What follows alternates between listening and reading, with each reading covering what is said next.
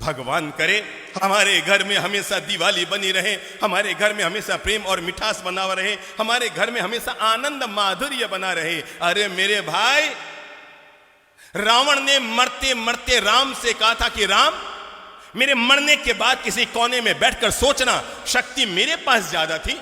अरे मेरी तो पूरी लंका सोने के, तेरे तो अयोध्या में तेरा सिंहासन भी सोने का ना होगा। महादेव मेरी मुट्ठी में, शनि मेरे काख में, नवग्रह मेरे पांव के नीचे और यमराज मेरे कहे पे चलने वाला।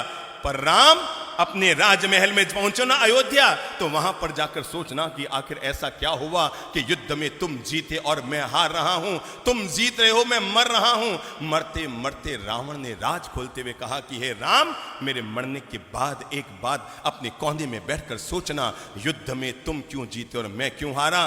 तुम शक्तिशाली थे इसलिए नहीं जीते राम, शक्ति मेरे पास है। तुम भक्ति करते हैं भगवान की, अरे महादेव की जो मैंने भक्ति की है दुनिया में किसने की होगी? पर राम तुम इसलिए जीत गए, राम तुम इसलिए जीत गए। मरते मरते रावण ने दुनिया का एक गजब का राज खोला और पूरी मानवता के लिए, प्राणी मात्र के लिए और घर घर में रहने वाले भाइयों के लिए प्रेम का एक मंत्र देता हुआ दुनिया से गया रावण। और जाते जाते रावण ने राम से कहा था कि राम, मेरे मरने के बाद कोने में बैठकर सोचना, तुम इसलिए जीत गए, सिर्फ इसलिए जीत गए राम, तुम इसलिए जीत गए क्योंकि तुम्हारा भाई तुम्हारे साथ, बस तुम इसलिए जीत गए क्योंकि तुम्हारा भाई तुम्हारे साथ था। और राम, मैं इसलिए हार गया क्योंकि मेरा भाई किसके साथ? तेरे साथ था।